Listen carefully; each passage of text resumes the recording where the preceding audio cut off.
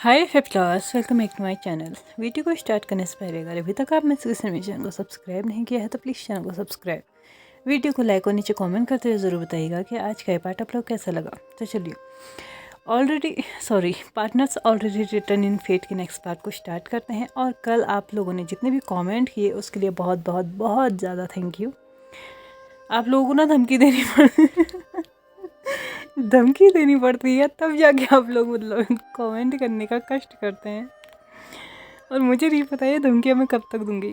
चलिए आगे बढ़ते हैं और आज के पार्ट को स्टार्ट करते हैं। लास्ट पार्ट में देखा था कि यहाँ पे विंग जो था ना वो फाइनली यहाँ पे रहने का डिसीजन ले लेता है, जिससे हर कोई इंसान यानी कि जो लेंस एक्ट में था वो बहुत ज़्यादा खुश था। क्यों? क्योंकि एक तो विंग वहाँ पे रहने वाला था, ऊपर से विंग के साथ जो उसका बेबी है यानी कि युआन, वो भी वहीं पे रहने वाला है। लेकिन क्या सच में हर कोई यहाँ पे खुश था? क्योंकि ये तो हमें उसके कुछ टाइम के बाद ही पता चल चुका था, यानी कि सिर्फ 2 दिन के बाद ही ये पता चल चुका था, जब सीक्रेट मीटिंग फिर से बैठाई गई थी, जो कि उन लोगों के एंड से बैठाई गई थी जो कि हमेशा से विंग और लैन वांग जी को अलग करने की कोशिश कर रहे थे। और यहाँ पे इस बार जो उनको गाइड कर रहा था, ये कहो कि मेन जो इंसान था ना, वो बहुत ज़्यादा गुस्सा था, क्योंकि उसने कभी ये एक्सपेक्टेशंस नहीं रखी थी कि विंग वहाँ पे रुक जाएगा। और विंग रुकेगा ही नहीं बल्कि अगले 2 महीने तक वहाँ से जाने के बारे में सोच भी नहीं रहा है। दैट मीन्स उनको 2 महीने और रुकना होगा। दिन प्रतिदिन उनके लिए काम और हार्ड होते जा रहा था। यहाँ पे जो लेंस एक्ट के मेंबर्स, मतलब जो लेंस एक्ट से वहाँ पे आए थे मीटिंग के लिए, वो भी कम ज़्यादा गुस्सा नहीं थे। उनके लिए भी ये बहुत ज़्यादा मतलब एकदम ऐसी वाली सिचुएशन थी ना कि इतना गुस्सा आ रहा था कि वो तो चाहते ही थे कि विंग को उठा के पटके, लैन वांग जी को भी उठा के पटके। बट इतना इजी नहीं था ना, क्योंकि ये दोनों ही इंसान ऐसे इंसान हैं जिनको कोई भी इतनी इजीली टच नहीं कर सकता, because they are most strongest cultivator in this cultivation world. हाँ, सिर्फ एक चीज़ है जो इन लोगों को फ़िलहाल नहीं पता है, और वो ये कि विंग के पास उसकी गोल्डन कोर नहीं है। हाँ, बस इन्हें ये पता है कि विंग जो है ना वो डिमोनिक कल्टिवेटर, मतलब डिमोनिक कल्टिवेशन वो जानता है, तो इसलिए उसके ऊपर ब्लेम डाला जा सकता है। लेकिन अच्छी बात यह है कि एटलीस्ट उन्हें एक और कमजोरी नहीं पता है विंग की, कि उसके पास गोल्डन कोर है ही नहीं, वरना ये तो विंग का सफ़ा कब के कर चुके होते। हालांकि ये सिर्फ इनकी एक गलतफहमी होती, ऐसा हो नहीं पाता। यहाँ पे जो मेन इंसान था ना वो फिर से बोलता है कि मुझे लगता है कि अब हम ऐसे नहीं रह सकते। हमने लेंस एक्ट में पहले भी बहुत ज़्यादा मतलब हमले किए हैं, हाँ वो छोटे छोटे किए हैं, उनमें ज़्यादा कोई पावर हमने यूज़ नहीं की है। लेकिन मुझे लगता है कि अब हमें ये चीज़ ज़्यादा खींचनी नहीं चाहिए। मुझे लगता है कि सभी लोगों को अब तैयार हो जाना चाहिए। जैसे ही हमारी तैयारी पूरी हो जाएगी हम लेंस एक्ट में फिर से हमला करेंगे। और हाँ, तुम लोग ध्यान रखना कि उस दिन विंग लेंस एक्ट से कहीं बाहर ना गया हो। लैन वांग जी ना सही तो विंग ही सही, और विंग ना सही तो उसका बच्चा ही सही, किसी ना किसी को तो मरना होगा, और ये तय है।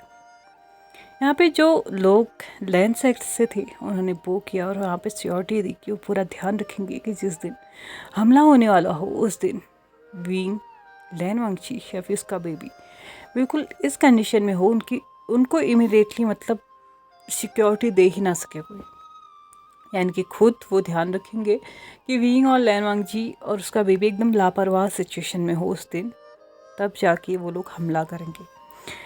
यहाँ पे साथ ही साथ बाकी जो लोग थे ना उनको ये काम दे दिया गया था कि वो लोग जो है ना वो मतलब जो बाकी के उनके दोस्त हैं उनको इत्तला कर दें, जो जहाँ हैं वहाँ से जल्द वापस आएँ, जितने हो सके उतने पपेट्स बनाए, और पपेट्स इतने स्ट्रांग होनी चाहिए कि कोई भी उनको तोड़ ना सके।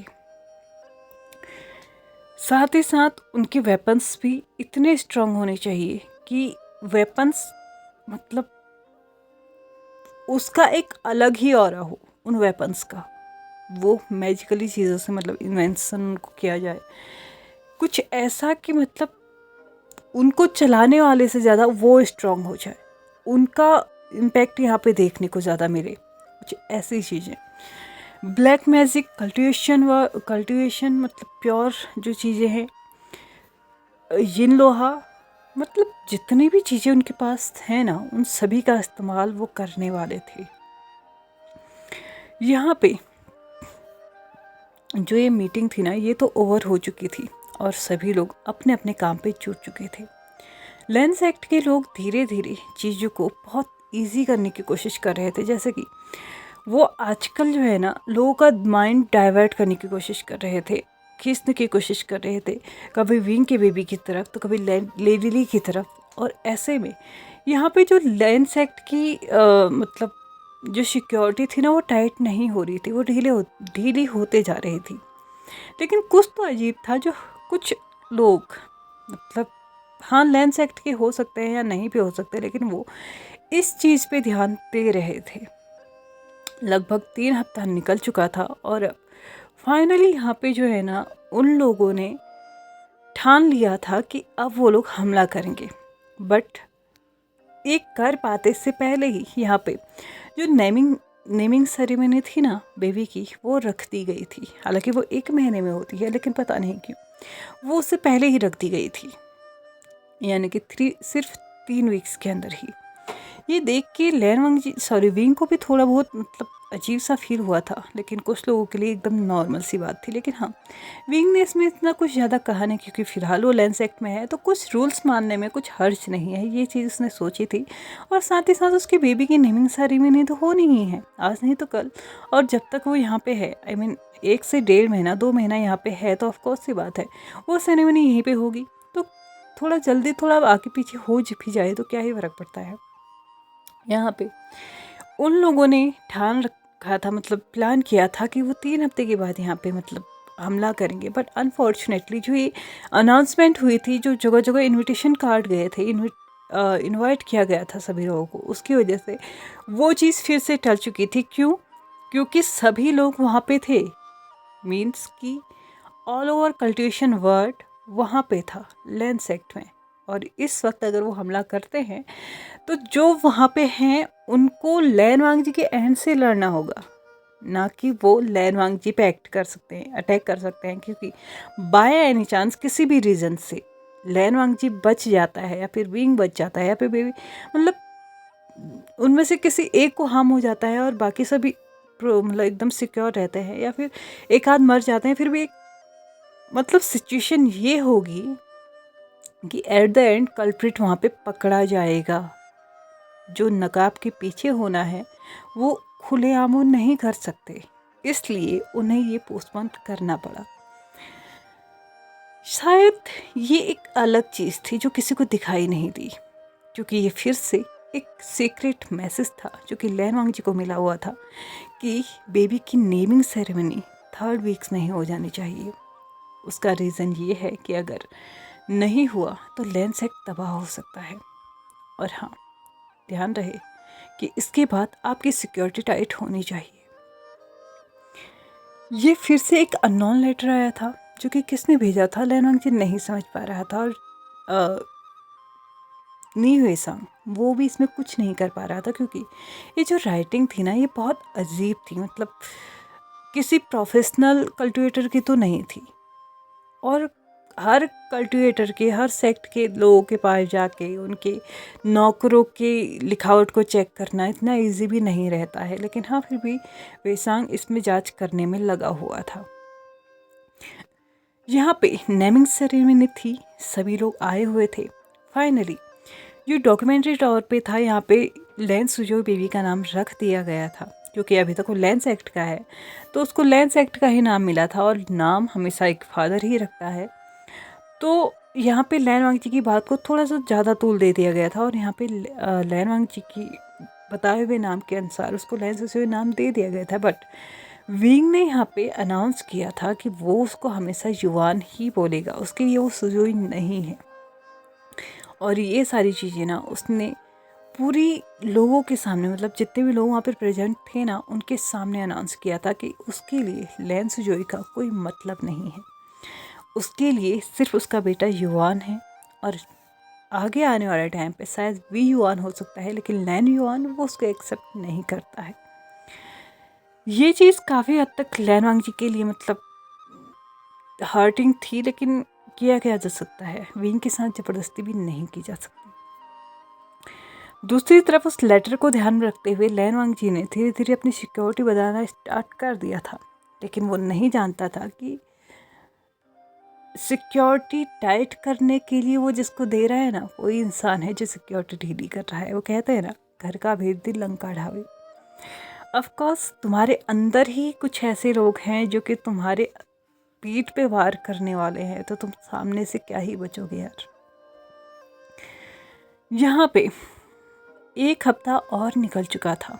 लैन वांगजी, विंग, लेडी ली और उनका बेबी, सब कुछ ठीक था, कुछ भी नहीं हुआ था। बट सडनली अचानक से एक रोज़ सुबह पे कुछ स्टूडेंट्स लैन वांगजी के पास आते हैं भागते हुए कि उन्हें ऐसा महसूस हो रहा है कि उनके बैरियर्स पे कोई मतलब अटैक कर रहा है। ये चीज़ लैन वांगजी को पता नहीं चली, ये कैसे हो सकता है, क्योंकि बैरियर सेट या फिर विंग ने किए होंगे या फिर लैन वांगजी ने किए होंगे, लेकिन लैन वांगजी को ही पता नहीं चल रहा है ये कैसे हो सकता है। लैन वांगजी ने उनसे मतलब पूछा कि ऐसा कैसे हो गया, तो यहाँ पे उन्हें पता चला कि उनके कुछ स्टूडेंट्स ऑलरेडी घायल हो चुके हैं, उन्हें बहुत बेरहमी से मारा गया है। एक पपिट्स की जो तादाद है वो इतनी बड़ी तादाद में लैन सेक्ट की ओर बढ़ रहे हैं कि शायद हम में से मतलब ये लगा लो कि वो हमसे 20 गुना ज़्यादा हैं। मतलब अगर यहाँ पे 20 लोग हैं ना, तो वो 200 लोग हैं, और वो इतने स्ट्रांग हैं कि उनकी तलवार का वार 2 फीट दूर से ही मतलब किसी भी इंसान पे वार कर रहा है। मतलब कि उस तलवार को ज़रूरत ही नहीं है सामने वाले इंसान को छूने की। वो एक ऐसी मतलब उस तलवार से जो हवा ही आ रही ना, वही इतनी शार्प आ रही है कि किसी की भी गले को कट करने के लिए काफ़ी है। ये चीज़ लैन वांगजी को बहुत ज़्यादा शॉकिंग लगी, क्योंकि बैरियर्स काम नहीं कर रहे थे। ऑफ कोर्स लैन सेक्ट में ऐसे चीज़ नहीं आ सकती है। लैन सेक्ट एक ऐसी जगह है जहाँ पे एक जो हवा भी चल रही है ना, वो भी इतनी प्योर है कि रिसेंटफुल एनर्जी जो है ना, वहाँ पे खुद ही मतलब सेपोकेट होते होते ख़त्म हो जाएगी। लेकिन ये हो रहा है कैसे?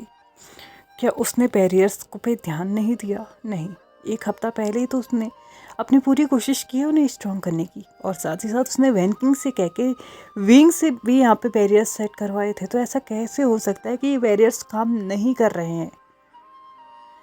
जो भी है, जैसा भी है, सिचुएशन सामने है, करो और मरो वाली सिचुएशन है, तो अब करना ही होगा।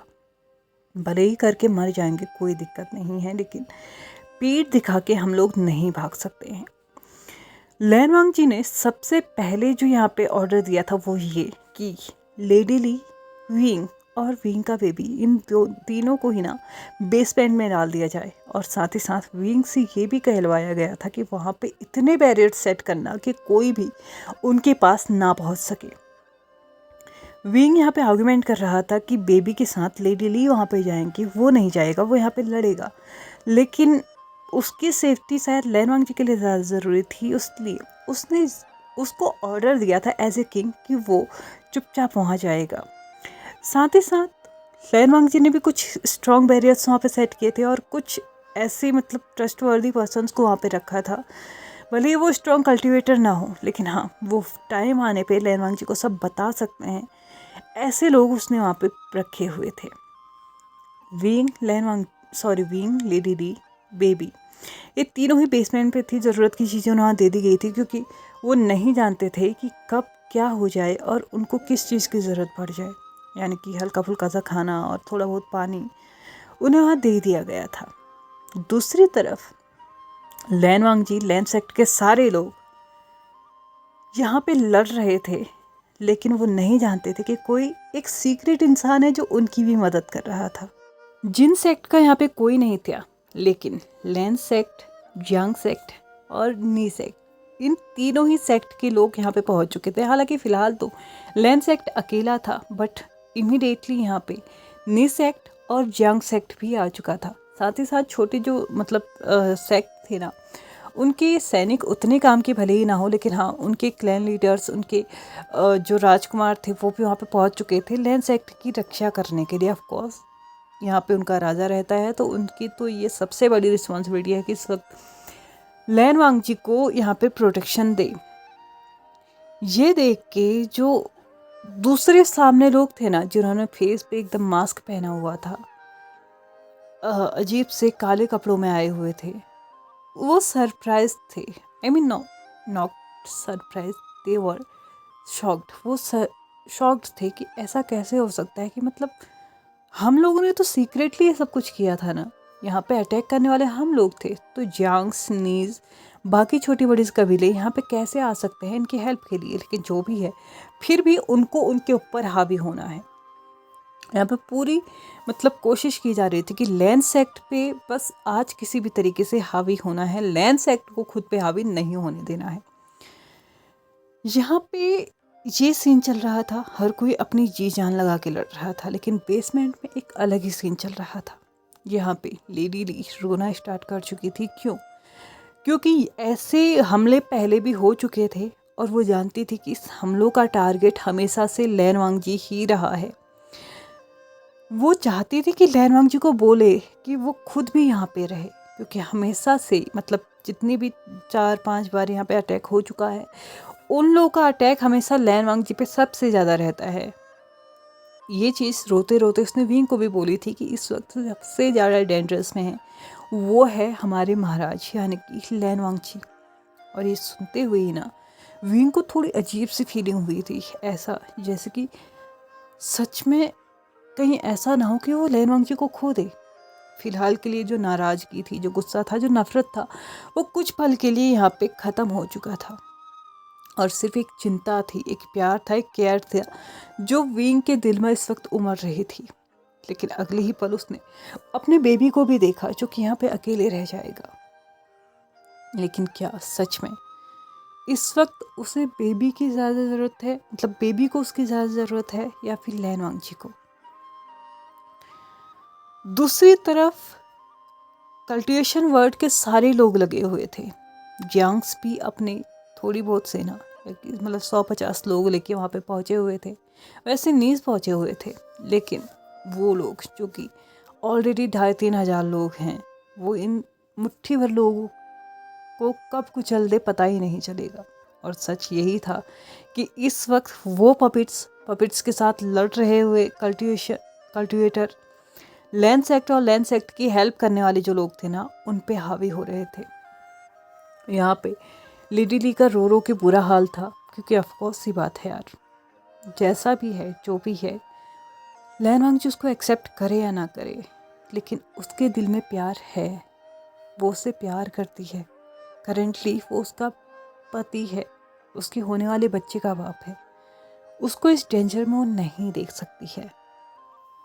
लेकिन उससे कहीं ज़्यादा हालत खराब विंग की थी। विंग अपने आप को संभाल रहा था कि नहीं, लैन वांगजी सब कुछ हैंडल कर सकता है, लेकिन एक डर उसके अंदर था, कहीं वो उसको खो ना दे, कहीं वो अपने दिमाग की बात सुन के अपने दिल को दबा के कुछ गलत ना कर बैठे। फाइनली विंग यहाँ पे डिसाइड करता है कि वो खुद वहाँ पे जाएगा, यानी कि वो खुद अब लड़ने जाएगा। उसने बहुत ही सिक्योरली लेडी डी की गोद में अपने बेबी को रखते हुए बोला, इसका ध्यान रखना, लैन वांगजी को कुछ भी नहीं होगा, मैं प्रॉमिस करता हूँ। मैं यहाँ पे बैरियर सेट करके जाऊँगा, आपको भी बिल्कुल टूटना नहीं है, ध्यान रखना, ये बेबीज़ आपके हवाले, इन्हें कुछ नहीं होना चाहिए। जब मैं यहाँ पे वापस लौटूँ तो आप, आपका बेबी और मेरा बेबी एकदम सुरक्षित होने चाहिए, ये आपके ऊपर है। और आपके हस्बैंड को एकदम सिक्योरली यहाँ पे लेके आने का ये मेरा प्रॉमिस है, उसे कुछ नहीं होगा, एक खरोच भी नहीं आएगी, आई प्रॉमिस टू यू। विंग ने ये बोलते ही अपने इनर पॉकेट से कुछ तालिस्मान्स लगाए, जो कि उसने उस कमरे के चारों तरफ अप्लाई कर दिए थे। साथ ही साथ उसने लेडी ली से ये भी बोला था कि गलती से भी इन्हें छूना मत। उसके बाद उसने तुरंत अपने चेस्ट पे एक तालिस्मान यूज़ किया जो कि एक टेलीपॉथ तालिस्मान था, और उसकी वजह से वो बिना किसी चीज़ को छुए वो उस कमरे से बाहर आ चुका था। बैरियर्स पहले से स्ट्रॉन्ग थे, उसने थोड़ा और चेक किया था और उन्हें और ज़्यादा स्ट्रॉन्ग कर लिया था। इसके बाद वो अपने रूम में जाके अपनी चेंजिंग पकड़ी और डायरेक्टली उस तरफ निकल पड़ा जहाँ पे सभी लोग लड़ रहे थे। इस वक्त शायद कुछ रूम्स ही होंगे जो यहाँ पे सेफ बचे हुए थे, बाकी meeting hall, study room, library, pavilion, हर एक जगह पपेट्स घूम रहे थे। और साथ ही साथ इतनी लाशें पड़ी हुई थी ना, जितनी शायद विंग ने इमेजिन भी नहीं की होगी कि लैंस एक्ट में भी कभी ऐसा हो सकता है। साथ ही साथ उसने देखा कि कैसे लैन वांगजुन लोगों से लड़ रहा था। एक तरफ जैन चेंग था, फोन से लड़ रहा था, और एक तरफ दुबका सा वैनकिंग था जो कि उन लोगों को आदेश दे मतलब अपने लोगों को आदेश दे रहा था कि लड़ो लड़ो, लेकिन उसकी बस की तो कुछ नहीं थी। लेकिन वो ये जान के शॉक्ड था कि आखिरकार वेनिंग अभी तक कुछ क्यों नहीं कर पाया। ऑफ कोर्स भले ही वो उसको मतलब आदेश ना दे, वो आदेश देने के बाद पपेट बन जाता है, लेकिन फिलहाल तो वो एक कल्टिवेटर है ना, वो कुछ क्यों नहीं कर रहा है। हल्की सी एक धुन उसे सुनाई दी थी, जो क्या थी उसने गौर नहीं किया, लेकिन अगले ही पल उसने ये भी देखा कि लैन वांगजी के ना दोनों आर्म्स पे, पीठ पे, फ्रंट स्टमक पे, थाई एरिया पे हर जगह कट लगे हुए थे। और ये देखने के बाद ना वो तो पूरा पूरा बौखला गया था, क्योंकि उसने कभी भी ये उम्मीद नहीं की थी कि लैन वांगजी के साथ कभी ऐसा हो सकता है। उसने ना इधर देखा ना उधर देखा, ना आगे की सोची ना पीछे की सोची, उसने डायरेक्टली फ्लाई करते हुए लैन वांगजी के पास गया। लैन वांगजी के पास जाते ही उसने अपनी चैंचिंग निकाली और उसको प्ले करना स्टार्ट किया। ये चैंचिंग जैसे ही प्ले हुई ना, यहाँ पे लैन वांगजी का ध्यान सबसे पहले विंग के पास गया था, और उसने एकदम उसको आदेश दिया, रुक जाओ, तुम ये नहीं कर सकते विंग। विंग ने उसको इग्नोर करते हुए चैंचिंग बजाना स्टार्ट किया। चैंचिंग बजाते हुए साइड में खड़ा हुआ एकदम जो वेनिंग मतलब एकदम शांत खड़ा था अभी तक, उससे कुछ हुआ था और उसने अब लड़ना स्टार्ट किया था। वेनिंग का अपने पपेट रोल में आना, जिस तरीके से उसने अपनी पूरी बाहें फैलाई थी, जिस तरीके से एक धार लगाई थी, अपने बाल उसके जो बंधे हुए थे वो एकदम से खुले थे, उसके फेस पे जो ऑरा आ चुका था, ये देखने के बाद तो यहाँ पे जो कल्टिवेटर्स थे ना उनकी भी रोंगटे खड़े हो चुके थे, उसने भी डर लगने लगा था। लेकिन अब डरने की बारी उस पार्टी की थी जो कि यहाँ पे आए हुए थे। लेकिन जैसे कि लैनवांग जी पहले ही जानता था कि विंग के पास उसकी गोल्डन कोर नहीं है, फिलहाल वो अपनी डिलीवरी से रिकवर कर रहा है। उसकी डिलीवरी इतनी टफ रही है, तो ऑफ कोर्स सी बात है ये सब कुछ उसके लिए बहुत ज़्यादा हार्मफुल हो सकता है। इसलिए वो उसे कोशिश कर रहा था कि वो उसे इस चीज़ से रोके, बट शायद विंग इतनी इजीली रुकने वाला नहीं था। लेकिन क्या विंग का ये स्टैंड सही होगा? क्या ये कुछ हेल्पफुल होगा, या फिर ये उन लोगों पे भारी होगा जो कि यहाँ पे आए हुए हैं? प्लीज़ मुझे कमेंट करके ज़रूर बताइएगा, क्योंकि आज के इस पार्ट का एक क्वेश्चन का आंसर तो आप दे ही सकते हैं कि विंग का ये एक्शन सही होगा या गलत। चलिए आज के इस पार्ट को हम यहीं पे ख़त्म करते हैं। वीडियो पसंद आए तो प्लीज़ लाइक से सब्सक्राइब एंड कमेंट करते हुए जाइएगा। Thank you so much for watching my video and bye bye.